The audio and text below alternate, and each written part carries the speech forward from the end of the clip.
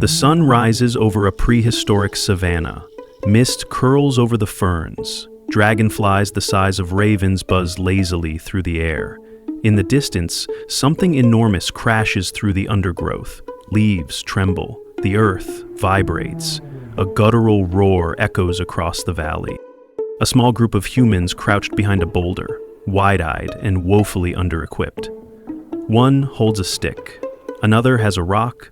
A third is very confidently holding both. They're all thinking the same thing. So who's going first? Welcome to the most ambitious crossover event in the history of storytelling. Cavemen versus Dinosaurs. The planning phase. Every hunt begins with a plan, sort of. Let's not kid ourselves, these are early humans. They didn't have battle strategy, spreadsheets, or PowerPoint presentations. There were no flowcharts, no tactical briefings, and definitely no laser pointers.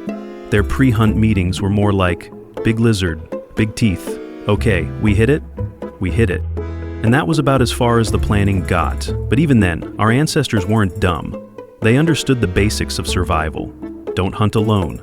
Don't poke the thing with teeth from the front. And if it's taller than a tree, maybe rethink your life choices. Imagine a caveman strategizing a hunt against a stegosaurus. He crouches by the fire, draws a crude doodle in the dirt. Big rectangle for the body, 4 shaky legs, and spikes jutting off the back like a murder porcupine having a bad hair day. Then, with great authority, he taps the drawing with a stick and grunts. We go. Here, not here. Here equals relatively soft flank. There equals tail spikes that will ruin your weekend. Team roles? Loosely defined at best. There was no sign-up sheet, just vague vibes and natural selection. The loud one for distracting the beast with yelling and wild arm movements. The fast one for bait, usually didn't volunteer. The lucky one for landing the final blow, or accidentally falling in the right direction.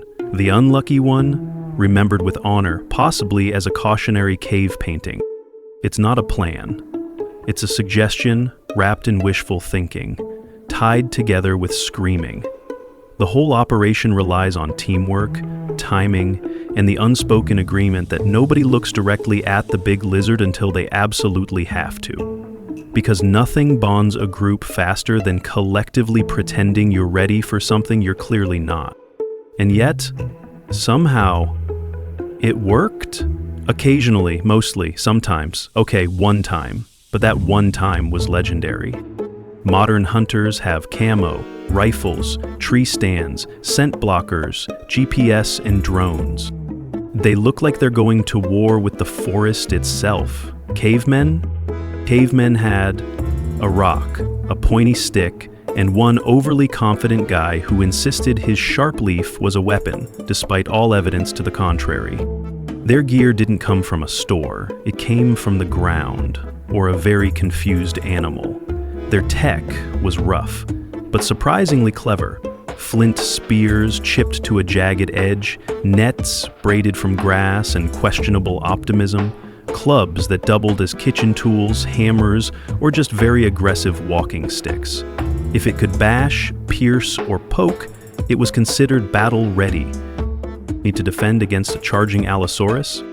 You've got a flaming torch, a deep hole covered with suspiciously fragile leaves, and the sheer, unfiltered force of desperation. That's it. That's your loadout. You didn't have rangefinders or scoped rifles. You had one shot, thrown by hand while screaming. A successful weapon was one that made the dinosaur pause, long enough for someone else to hit it harder. Armor? Don't be ridiculous. You wore the same thing every day, some version of furry underwear, held together with sinew and hope. If you were lucky, a leather shoulder wrap that made you look tough. If you were very lucky, it didn't still smell like last week's possum stew explosion. Helmets didn't exist, neither did helmets' inventor, and boots, never heard of them. You went barefoot because pain was just prehistoric feedback. You stepped on sharp rocks, hot embers, and at least one lizard every single week. If you limped, you just limped with pride. Still, even with their minimal gear, early humans innovated. They figured out how to tie a stone to a stick, how to harden wood in fire, how to throw things hard enough to matter, and how to yell loudly enough to make even a dinosaur wonder, what is wrong with these people? That's the caveman arsenal in a nutshell. Crude, chaotic, and weirdly effective. Sometimes, okay, once, but it was epic. The ambush.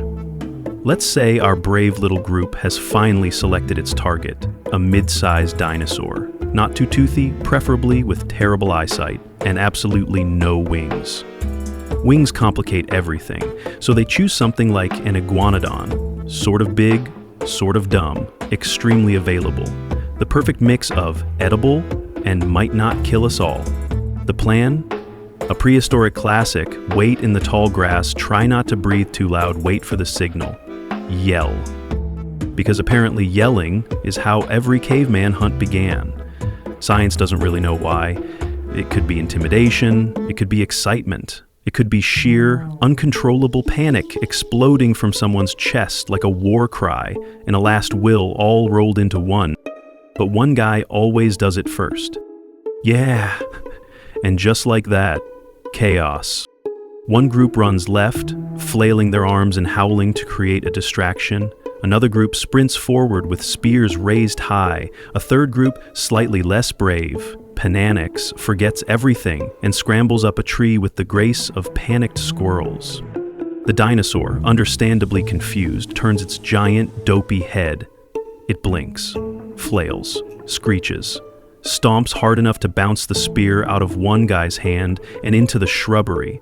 A rock sails through the air, entirely missing its target and almost braining a fellow tribesman instead. Someone yells, "Mother of mammoths!" Another shouts, "Who threw that?" And in the middle of it all, one caveman gets tail-slapped so hard he forgets his own name for a solid 24 hours. At some point, the plan is no longer a plan. It's a kinetic sculpture of noise and dust and badly timed bravery. One guy tries to sneak behind the dino and ends up tripping on a root. Another discovers, mid-sprint, that his spear is actually just a stick, and yet, somehow it works. Maybe the dinosaur slips, maybe it's overwhelmed by sheer confusion, or maybe it simply looks around at these screaming, half-naked lunatics and thinks, "I am too old for this," before collapsing in dramatic resignation.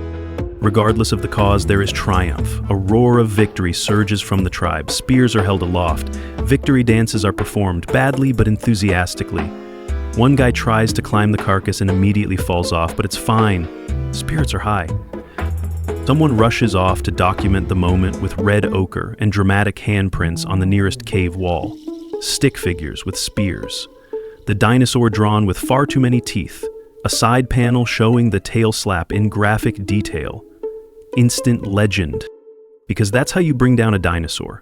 Poorly, loudly, barefoot, and sometimes with a strong sense of accidental teamwork. But some dinosaurs were just off limits. Even the boldest cavemen, the ones who once tried to fist fight a boar or invented running directly at danger, knew better. Every tribe had cautionary tales. Not written down, of course, but passed around the fire like a burnt root no one really wanted, but everyone felt obligated to chew on. They usually began with, "So, there we were, 8 of us. One of them." And the last thing I remember was flying through the air with no clear understanding of how I got there. The stories always ended the same way. Pain, regret, maybe a new limp, and a firm tribal consensus that we do not mess with those ones. There wasn't a formal list, but there might as well have been, etched not on stone tablets but into muscle memory, fear reflexes, and that one uncle's haunting 1,000-yard stare. Everyone just knew which creatures were a hard pass, the kind you didn't stalk, didn't follow, didn't even make eye contact with if you could help it. Creatures so terrifying that if one showed up, the tribe just quietly packed their things and moved the entire camp. No ceremony, no discussion, just, well, that's their valley now. Some of these beasts were huge, some were fast, some just had an aura, the kind that made your skin itch and your brain whisper, "You don't belong here." And yet, there was always one guy who thought maybe it could be done. That guy had ideas. Big ones, dangerous ones, usually involving fire.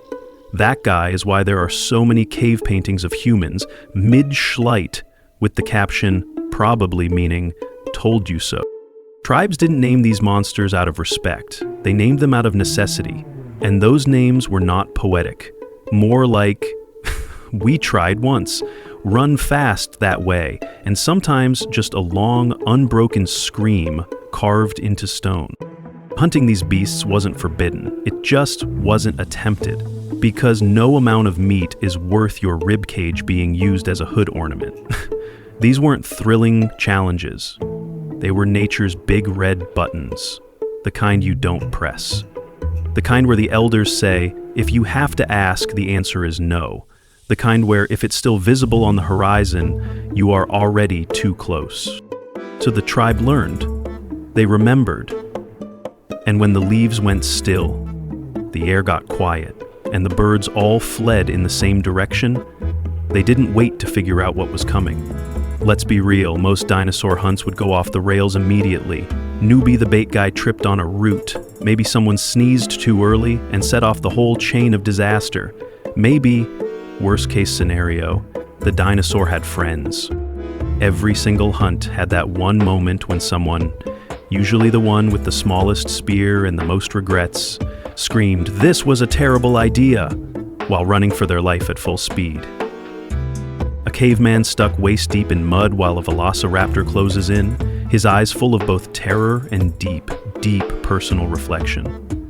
Someone hiding under a log, whispering to themselves, "Maybe if I don't move, it won't see me," while being 80% visible and 100% wrong. The tribe's fastest runner being used as bait, again. And shouting, "Why is it always me?" as they sprint past, flailing dramatically. There was always one guy trying to climb a tree that clearly couldn't support his weight. Another frantically lighting a torch that refused to catch, and someone else trying to reason with the dinosaur as if it spoke panic. And then there's the emergency plan, passed down through generations. Run toward the cliff. Hope the dinosaur can't stop in time. If that fails, the backup plan. Climb the tallest tree you see. Pray it doesn't climb too. Make peace with your ancestors. Consider becoming a forager instead. Every tribe had that one weird legend, usually told by the fire with overly dramatic gestures, about the time Uncle Gronk almost got eaten but then farted so loud the dinosaur ran away. No one knows if it's true. Even Gronk changed the story every time. But they repeat it anyway, just in case it works again someday. Because in a dinosaur hunt, you never really had a strategy. You had a starting idea, a lot of yelling, and an improvisational relationship with death. And somehow, that was enough. Sometimes, assuming you survive, and that's a big if, you now have a massive carcass to deal with.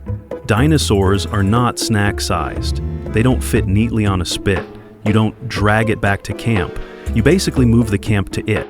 It takes the whole tribe, everyone, to butcher it, cook it, preserve the meat, and keep the kids from sliding down the tail like it's the world's most dangerous playground. At least one child always ends up with dino slime in their hair. No one knows what to do about it. Then come the celebrations. Roaring fires, dinosaur steaks sizzling over open flames. Someone plays a triumphant tune on a bone flute that now has bite marks on it from the hunt.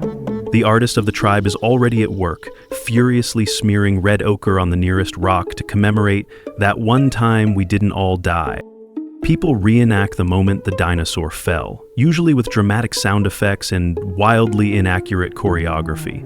Someone mimics being tail-slapped into the stratosphere, another tries to dance like a dying lizard and falls into the fire pit. It's fine, it's festive.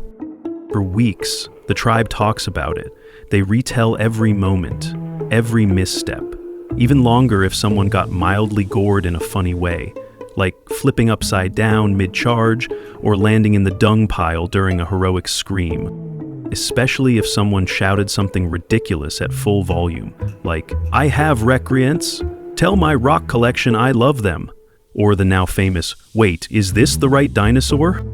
The story grows, as all good stories do. The dinosaur gets bigger, the fire gets brighter, the heroics get more exaggerated, And the laughs get louder every time someone reenacts the guy who tripped over his own spear and somehow still got credit for the kill. Because that's what it was really about. Not just the food, but the survival, the chaos, and the beautiful, absurd afterparty that made it all worth it. Let's zoom out for a second. Why would cavemen even try to hunt dinosaurs? Seriously, why risk your life trying to poke a lizard the size of a bus? Because the reward was worth it. One dinosaur meant food for a month, bones for tools, status for whoever didn't get stepped on.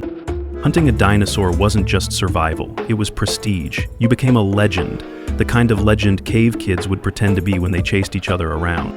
You weren't just a hunter anymore. You were the one who took down Thunder Lizard. Probably got first pick of roots at dinner after that. Also, let's be honest, early humans did a lot of dumb, brave stuff, and nothing says hold my fermented berry juice like trying to sneak up on a 10-ton herbivore with nothing but a rock and ambition. Back to our firelit gathering. The tribe sits, full and filthy. Someone's passing around roasted dino meat. One elder puffs their chest, retelling the story. And then I jumped on its back, naked, with just a sharpened shell and a dream. Everyone groans, they've heard this version before, but they let them finish, because hunting dinosaurs wasn't just survival, it was storytelling, it was bonding, his legacy. So the next time someone tells you cavemen were simple, just remember, they were out here chasing thunder beasts with sticks and yelling at them until something fell over. And somehow, it worked. So, how would cavemen hunt dinosaurs? Terribly, bravely, loudly, together. And that's the most human thing of all.